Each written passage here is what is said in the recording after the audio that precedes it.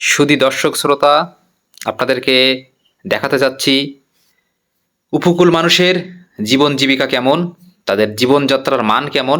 অবশ্যই আমাদের সাথে থাকুন, ভিডিওটি কন্টিনিউ করুন। আমাদের এখন অবস্থানটা হচ্ছে সাতক্ষীরা জেলার শ্যামনগর উপজেলার মুন্সিগঞ্জ ইউনিয়নে। একেবারেই সুন্দরবনের কোল ঘেঁষে এই ইউনিয়নটির অবস্থান। আপনি সুন্দরবনে আছেন না শহরে জনপদের মধ্যে আছেন, আপনাকে সেটা ফাইন্ড আউট করতে অনেকটা কষ্ট হয়ে যাবে। তো এখানে জেলে বাউরিদের জীবনযাত্রা দেখছেন। সকাল হলেই ওনাদেরকে বেরিয়ে যেতে হয় জীবিকার নির্বাহের খোঁজে। আহরণ করতে হয় মাছ, কাঁকড়া, গোলপাতা সহ আরও বিভিন্ন বনজ সম্পদ। এগুলো আহরণ করে লোকালয়ে বিক্রয় করেই তাদের জীবিকা নির্বাহিত হয়। তো আপনারা যে জায়গাটি দেখছেন এটা কিন্তু সম্পূর্ণ সুন্দরবনের ভিতরে। যেগুলো দেখছেন এটা সুন্দরবন, দুই পাশে গাছ, সবুজের সমাহার, তার মাঝখানে দুইজন জেলে বাওয়ালি জীবন যুদ্ধে নিজেদেরকে সম্পূর্ণভাবে সমর্পণ করেছেন, লড়াই চালিয়ে যাচ্ছেন। ভালো কিছু সামনের দিনে আসবে সেই খোঁজে। আর একটি কথা আপনাদেরকে যদি বলতে চাই, আমার কিছুটা আমি হতভম্ব হয়েছি। এই বাচ্চাটির বয়স আপনারা দেখতে পাচ্ছেন 10 থেকে 12 বছর হবে, কিন্তু বাস্তবতার কি নির্মম পরিহাস, এই বয়সেই তাকে জীবিকার খোঁজে বেরিয়ে আসতে হয়েছে বাইরে। যার এখন দরকার ছিল পড়ালেখা করার, কিন্তু সেটা তার হচ্ছে না। হয়তো সাংসারিক চাপে সব কিছু মিলিয়ে তাকে এমনটা মেনে নিতে হয়েছে। আপনার হয়তো খারাপ লাগতে পারে যে এইটুক বয়সের একটা বাচ্চা স্মোক করছে।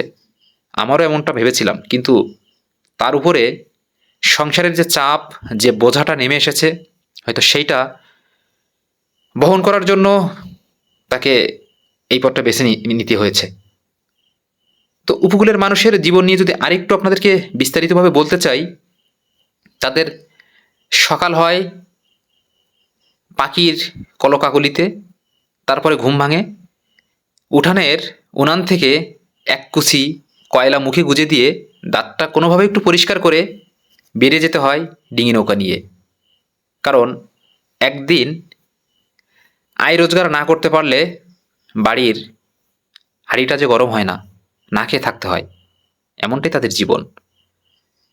আপনারা যারা শহরের মানুষ আছেন, হয়তো পোড়ামাটির ঘরে থাকেন, এসি গাড়ি ব্যবহার করেন, ওনাদের মধ্যে এমনটা নেই, কিন্তু ওনাদের মধ্যে কিন্তু শান্তি আছে।